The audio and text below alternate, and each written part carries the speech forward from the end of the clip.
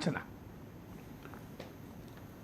America అధ్యక్షుడు Donald Trump ట్రూత్లో ఒక post చేశారు సార్, కాల్పుల విరమణ ఒప్పందం కుదిరింది అని చెప్పి. ఇప్పటివరకు ఉన్న సమాచారం ప్రకారం ఇరాన్ అయితే ఇప్పటివరకు స్పందించలేదు.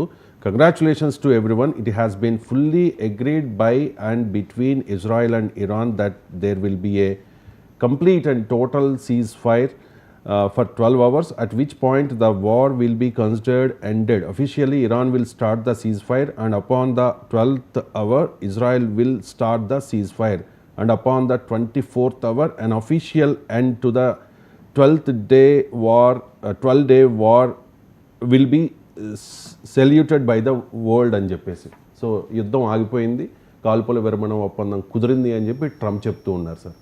ఇరాన్ స్పందించలేదు, ఎందుకంటే ఎక్కువ డ్యామేజ్. స్పందించలేదన్నది నిజం కాదు, ఇరాన్ స్పందించింది, ఇది నిజం కాదు అని చెప్పింది. సో అమెరికానేమో ఈ సీజ్ ఫైర్ కాల్పుల విరమణ జరిగింది అని ట్రంప్ ప్రకటించాడు, ఇరాన్ ఏమో కాదంటోంది. ఇరాన్ క్లియర్గా అధికారికంగా ఇరాన్ అలాంటిది ఏమీ లేదు అని ప్రకటించింది, అందువల్ల స్పందించలేదని నిజం కాదు. ఇరాన్ రిజెక్టెడ్ ట్రంప్స్ క్లెయిమ్ అని మీకు అంతటా వార్తలు కూడా వస్తున్నాయి. So Iran rejected Trump's claim, Iran స్పందించకపోవడం అనేది కాదు. సో ఇక ఇరాన్ కానీ అన్అఫీషియల్గా ఇరానియన్ సీనియర్ అఫీషియల్స్ కోట్ చేస్తూ వరల్డ్ టాప్ మీడియా ఇన్స్టిట్యూషన్స్ చేస్తున్న వార్తలోమో ఇరాన్ నిజంగానే అంగీకరించింది అని. సో అఫీషియల్గా మాత్రం ఇరాన్ మేము అంగీకరించలేదు అని చెప్తోంది. సో అందువల్ల ఆ సిచ్యువేషన్ అయితే ఫ్లూయిడ్గా ఉంది. ట్రంప్ క్లెయిమ్స్ ఏమో మనం ఏమీ చెప్పలేము. ట్రంప్ చాలాసార్లు చాలా క్లెయిమ్ చేస్తుంటాడు. సో ఇండియా పాకిస్తాన్ల మధ్య కాల్పుల విరమణ భారతదేశము పాకిస్తాన్ ప్రకటించక ముందే ట్రంప్ ప్రకటించాడు. అలాగే అదే సమయంలో ట్రంప్ టారిఫ్ల విషయంలో, ట్రేడ్ డీల్ల విషయంలో ట్రంప్ చేసే వ్యాఖ్యలు చాలా విచిత్రంగా కూడా ఉంటాయి. ఈ మధ్య భారతదేశం మొత్తం 0 టారిఫ్లకు అంగీకరించింది, ట్రేడ్ డీల్ కుదిరింది అని ట్రంప్ ట్వీట్ చేశాడు. ఇండియా అమ్మ దాన్ని ఖండించింది. అందువల్ల ట్రంప్ చేసినటువంటి పోస్టులు ఎంత మేరకు నిజమనేది మనం వెయిట్ చేయాలి. బట్ అఫీషియల్గా మాత్రం ఇరాన్ కాదంటోంది. అన్అఫీషియల్గా ఇరానియన్ సోర్సెస్ను కోట్ చేస్తూ ఇంటర్నేషనల్ మీడియా చెప్పేది లేదు, ఇరాన్ కూడా అంగీకరించింది అని. సో అందువల్ల అన్లెస్ మరి కొన్ని గంటలు పడితే తప్ప మనకు స్పష్టత రాదు. ఎందుకంటే ఇక్కడ సమస్య ఏంటంటే ఇజ్రాయిల్ ఏమో యుద్ధాన్ని కోరుకుంటోంది, నెతన్యాహు ఎట్టి పరిస్థితుల్లో దీన్ని ఆపదలుచుకోలేదు. అందుకే మీకు అమెరికా ఇరాన్లోని ఫోర్డో న్యూక్లియర్ సైట్ పైన అటాక్ చేసినాక కూడా ఇజ్రాయిల్ మళ్ళీ అటాక్ చేసింది. So Netanyahu is not in any mood to relent, ఎందుకంటే వెనక్కి రావడం నెతన్యాహుకి ఇష్టం లేదు. ఎందుకంటే నెతన్యాహు పొలిటికల్ స్టేక్స్ ఉన్నాయి ఈ వార్లో. ట్రంప్కు లేవు పొలిటికల్ స్టేక్స్, ఇరాన్కు లేవు. నెతన్యాహుకేమో డైరెక్ట్ పొలిటికల్ స్టేక్స్ ఉన్నాయి, ఎందుకంటే ఆయన most unpopular prime minister of Israel. ఈ యుద్ధం వల్ల నిలబడగలుగుతున్నాడు పొలిటికల్గా. మన ఎదురు కూడా నేను చాలాసార్లు చెప్పాను, ఇటీవల సర్వేలో కూడా ఇజ్రాయిల్లో ఉన్న కోalition గవర్నమెంట్, నెతన్యాహు నాయకత్వంలోని ఆయన లిక్విడ్ పార్టీ నాయకత్వంలోని కోalition గవర్నమెంట్ ఈజ్ మోస్ట్ అన్పాపులర్. ఇప్పటికిప్పుడు ఎన్నికలు జరిగితే ఆ కోalitionకి 120 సీట్స్ ఉన్న దాంట్లో 50 సీట్లు కూడా రావు అని, నాట్ ఈవెన్ 50. లిక్విడ్ పార్టీకి అయితే 20 సీట్స్ కూడా రావని.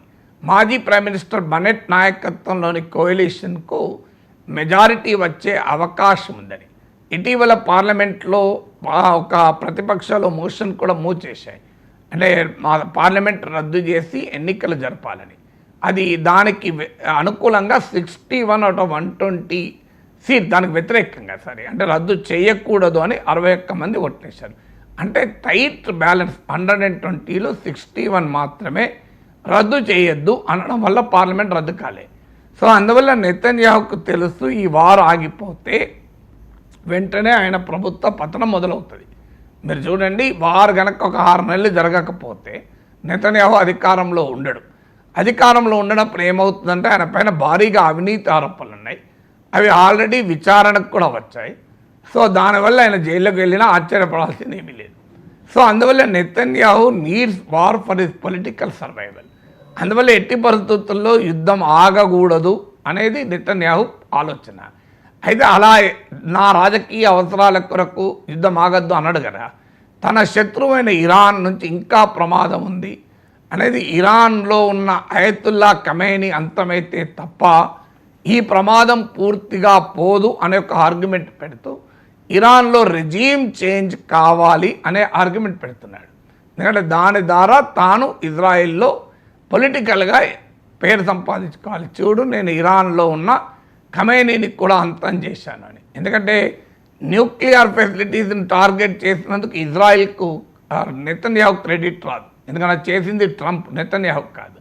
అందులో అనుమానాలు కూడా ఉన్నాయి, నిజంగానే ఇజ్రాయిల్ డీన్యూక్లియరైజ్ అయిందా లేదా అని. అందువల్ల నెతన్యాహు ప్లాన్ ఏంటంటే యుద్ధం ఆగకూడదు, ఒకవేళ ఆపాల్సి వచ్చిన ఇస్లామిక్ రెజీమ్ పతనం కావాలి, ఖమేనీ అధికార వ్యవస్థ అంతం కావాలి. అప్పుడు తన ప్రజలకు సేల్ చేసుకోవడానికి ఒక ఐటమ్ ఉంటుంది, చూడు నేను ఇరాన్లో శత్రువును పూర్తిగా న్యూట్రలైజ్ చేశాను. అందువల్ల నెతన్యాహు పీస్కు సిద్ధంగా లేడు. కానీ అమెరికా ఆదేశిస్తే ఇజ్రాయెల్ అయినా పీస్కి ఒప్పుకోవాల్సిందే, ఇంకో మార్గం లేదు. ఎందుకంటే ఇజ్రాయెల్కు ఒక రకంగా రిమోట్ కంట్రోల్ అమెరికా. ఎందుకంటే అమెరికా మిలిటరీ సాయంతోనే ఇజ్రాయెల్ మనుగడ.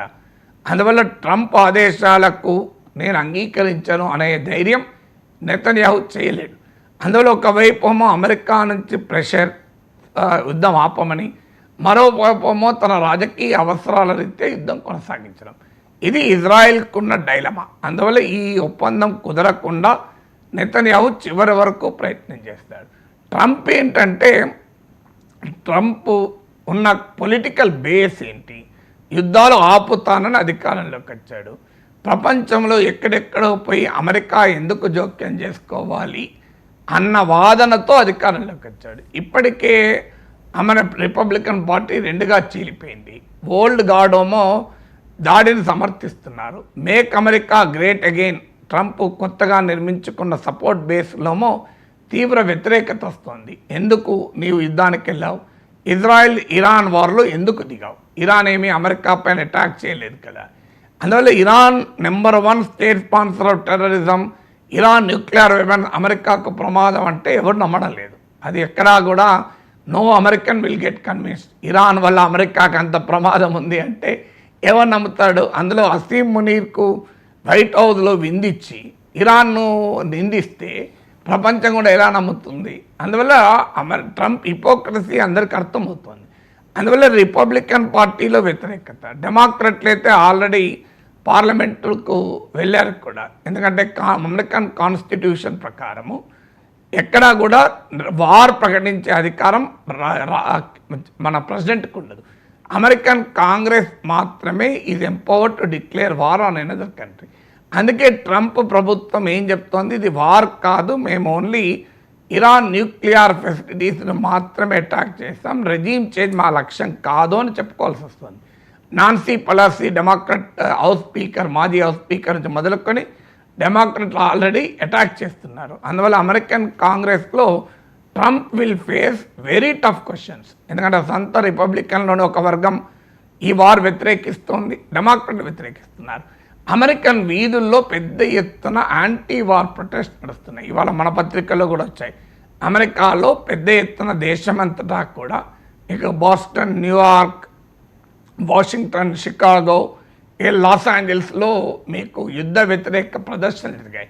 Even New York historic Times Square నుంచి మొదలుకొని వైట్ హౌస్ ముందట కూడా యుద్ధ వ్యతిరేక ప్రదర్శనలు పెద్ద ఎత్తున జరుగుతున్నాయి. అమెరికన్ పబ్లిక్ ఒపీనియన్ కూడా వార్కి అగెనిస్ట్గా ఉంది. నేను ఇంతవరకు కూడా చెప్పాను మీకు, ఎకానమిస్ట్ యూగావ్ వాళ్ళు జూన్ 17న జరిపిన సర్వేలో 60% ఆఫ్ అమెరికన్స్ అసలు ఇజ్రాయెల్ ఇరాన్ వార్లో మా కంట్రీ దిగవద్దు అన్నారు. ఇది బిఫోర్ ట్రంప్ ఇరాన్ పైన అమెరికా అటాక్ చేయకముందు. సో చెయ్యకముందే పబ్లిక్ ఒపీనియన్ అలా ఉంటే, ఇప్పుడు ఈ వార్ కనుక మళ్ళీ ప్రొలాంగ్ అయ్యి ఆయిల్ ప్రైసెస్ $120, $140కి పెరిగి ఇదొక అన్ఎండింగ్ స్పైరల్ ఆఫ్ వైలెన్స్గా మారితే సహజంగానే ట్రంప్కు వ్యతిరేకంగా పబ్లిక్ ఒపీనియన్ బలపడుతుంది. అందువల్ల యాంటీ వార్ సెంటిమెంట్ కూడా బాగా ఉంది. ఓన్లీ 16% మాత్రమే మా కంట్రీ వెళ్ళి ఇజ్రాయెల్ ఇరాన్ వార్లో దిగాలి అని చెప్పారు. ఈవెన్ రిపబ్లికన్స్లో కూడా 53% అమెరికా యుద్ధం చేయకూడదు అని చెప్పారు. సో అందువల్ల ట్రంప్కి ఏంటంటే, ఒకవైపు యాంటీ వార్ సెంటిమెంట్ ఉంది, పొలిటికల్ ప్రెషర్ ఉంది. కానీ అదే సమయంలో ఇజ్రాయెల్ నుంచి ఒత్తిడి ఉంది. ఇజ్రాయెల్ ఒత్తిడితో ఇరాన్ పైన దాడి చేశాడు, నెతన్యాహు ఒత్తిడితో. కానీ ఈ దాడి ఇంకా ప్రొలాంగ్ కావడం ట్రంప్ పొలిటికల్ ఇంట్రెస్ట్లకు వ్యతిరేకం, అమెరికన్ పొలిటికల్ ఇంట్రెస్ట్లకు వ్యతిరేకం, మరీ ముఖ్యంగా అమెరికన్ స్ట్రాటజిక్ ఇంట్రెస్ట్లకు కూడా నష్టం. ఎందుకంటే ఈ దాడి ఇలాగే కొనసాగితే మీకు అరబ్ దేశాల్లో యాంటీ యుఎస్ సెంటిమెంట్ పెరుగుతుంది. ఆ ప్రో అమెరికన్ అరబ్ రెజీమ్స్ కూడా ప్రమాదం ఏర్పడుతుంది. ఎందుకంటే ఇప్పటికే అరబ్ దేశాల్లో వ్యతిరేకత మొదలైంది. ఇరాన్పై దాడిని ఖండిస్తూ అరబ్ దేశాల్లో కూడా ప్రదర్శనలు మొదలవుతున్నాయి. సో దీంతో పాటు వరల్డ్ ఆయిల్ ప్రైసెస్ పెరిగితే, స్ట్రైట్ ఆఫ్ హార్మోజ్ కనుక ఇరాన్ మూసేసి ఈ గల్ఫ్ ప్రాంతంలో ఆయిల్ ప్రొడక్షన్ తగ్గితే లాభపడేది రష్యా. ఎందుకంటే Russia is one of the biggest energy producer. Russia కనుక లాభపడితే ఉక్రెయిన్ వార్ తీవ్రతరమవుతుంది. ఎందుకంటే రష్యా దగ్గర ఎబండెంట్గా రిసోర్సెస్ ఏర్పడతాయి. సో అందువల్ల ఈ యుద్ధం పెరగడం ట్రంప్ కూడా ఇష్టం లేదు, అమెరికా కూడా ఇష్టం లేదు. అందువల్ల ఏదో ఒక కారణం చెప్పి దీన్ని క్లోజ్ చేయాలనేది ట్రంప్ ఆలోచన, దాడి చేసి క్లోజ్ చేయాలని. ఇక మూడో ప్లేయర్ ఇరాన్కు నేను ఇంతకుముందు చెప్పినట్లు ఇది ఒక స్ట్రాటజిక్ రిట్రీట్. ఎందుకంటే ఇరాన్ ఈరోజు వీకెస్ట్ పొజిషన్లో ఉంది. తన ప్రాక్సీస్ అయిన హమాస్, హిజ్బుల్లా, హూతీస్, ఇరాక్ షియా మిలిషియా అందరూ వీక్ అయ్యారు. సిరియాలో బషర్ ప్రభుత్వం లేదు. Russia, China beyond a point ప్రత్యక్ష మిలిటరీ సాయం చేయడానికి రెడీగా లేదు. ఇవాళున్న పరిస్థితుల్లో ఇరాన్కు ఇంకో మార్గం కూడా లేదు. కనీసం ఒక హానరబుల్ ఎగ్జిట్ కూడా దొరికింది. ఇప్పుడు ఖతార్లోని యుఎస్ ఎయిర్ బేస్ అటాక్ చేయడం ద్వారా ఇరాన్కు ఒక హానరబుల్ ఎగ్జిట్ లభించింది. చూడు, నేను కూడా అమెరికాపై కూడా దాడి చేశాను. ఎందుకంటే ఇరాన్ ప్రకటించింది మా న్యూక్లియర్ సైట్ మీద 6 బాంబులు వేస్తే మేము కూడా 6 బాంబులు వేసామని. బాంబులు లెక్క కాదు కదా, సంఖ్య కాదు కదా, ఏ బాంబు ఎంత పవర్ఫుల్ అనే లెక్క కదా. సో అందువల్ల ఇరాన్కి ఏంటంటే ఇప్పటికి ఇంకో వాదన కూడా ఉంది. ఇరాన్ తన ఎన్రిచ్డ్ యురేనియంను ఆల్రెడీ తరలించింది ఈ అమెరికన్ దాడిలో, అదేమీ ధ్వంసం కాలేదు అని. ఎందుకంటే ఇప్పుడు ఇవాళ మన తెలుగు పత్రికల్లో కూడా వచ్చాయి చూడండి, 408 408 కిలోల టన్నులు ఉంది చూడండి. సో ఆ యురేనియం, ఎన్రిచ్డ్ యురేనియం ఎక్కడ అని, సో అది ఆల్రెడీ తరలించారు అని. ఎందుకంటే ఇరాన్ ఈ దాడిని ముందుగానే ఎక్స్పెక్ట్ చేసి ఈవెన్ శాటిలైట్ పిక్చర్స్ కూడా unusual activity around Fordow nuclear plant అని రిపోర్ట్ చేశాయి కూడా. అంటే ఎక్కువ ట్రక్కులు లోపలికి వెళ్ళడం, బయటికి రావడం. అందువల్ల ఈ దాడికి ముందే ఇరాన్ తన అణు సదుపాయాలని, న్యూక్లియర్ అసెట్స్ను తరలించింది అని. అదే జరిగి ఉంటే ఇరాన్ ఇక తన న్యూక్లియర్ వెపనైజేషన్ కార్యక్రమాన్ని కాస్త మళ్ళీ విరామం తీసుకోనో కొంత వెసులుబాటు తీసుకొని మళ్ళీ పెంచాలని కోరుకుంటుంది. అది జరగాలన్నా కూడా ఇరాన్కు తక్షణం యుద్ధం ఆగాలి. అందువల్ల ఈ యుద్ధం ఆగడం ద్వారా ట్రంప్ ఇగో సాటిస్ఫై అవుతుంది కనుక ఇరాన్ తన సీక్రెట్ న్యూక్లియర్ ప్రోగ్రామ్ కూడా కంటిన్యూ చేసుకోవచ్చు. అందువల్ల ఇరాన్ కూడా ఇప్పుడున్న సిచ్యువేషన్లో స్ట్రాటజిక్ రిట్రీట్ రీత్యా కాల్పుల విరమణ అవసరం. అందువల్ల అమెరికాకు అవసరం, ట్రంప్కి అవసరం, ఇరాన్కి అవసరం. ఇక మిగిలింది ఎవరికో ఒక్క నెతన్యాహుకు ఇష్టం లేదు. అందువల్ల ఈ ఫోర్సెస్ను ఇప్పుడు నేను 3 ప్లేయర్స్, సిగ్నిఫికెంట్ ప్లేయర్స్, ప్రపంచంలో ఎవరికి ఎలాగూ ఇష్టం ఉండదు. ఎందుకంటే అది ప్రపంచ ఎకానమీ దెబ్బతింటుంది, జియో ఎకనామిక్ టెన్షన్స్, గ్లోబల్ ఎకానమీకి చాలా సీరియస్ ఛాలెంజ్. అందువల్ల ఈ కాల్పుల విరమణ ట్రంప్ చెప్పింది బహుశా వెంటనే అయినా ఆశ్చర్యం లేదు, తర్వాతైనా కాక తప్పదు. ఇన్ఎవిటబుల్ ఎవెంచువాలిటీ బహుశా ఇదే అయి ఉండాలి. అందువల్ల ట్రంప్ ఏమో కోడి ముందే కూస్తుంది కదా. ఇప్పుడు ఇండియా పాకిస్తాన్ కాల్పుల విరమణ ట్రంపే ముందు ప్రకటించాడు కదా.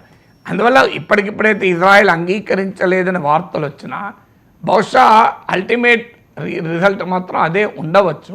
ఎందుకంటే ఇజ్రాయెల్కు చెప్పుకోవడానికి మేము భయంకరంగా దాడి చేశామని, అమెరికాకు చెప్పుకోవడానికి దాడి చేశామని, ఇరాన్ కూడా మేము రెసిస్ట్ చేస్తాం, అటాక్ చేశామని.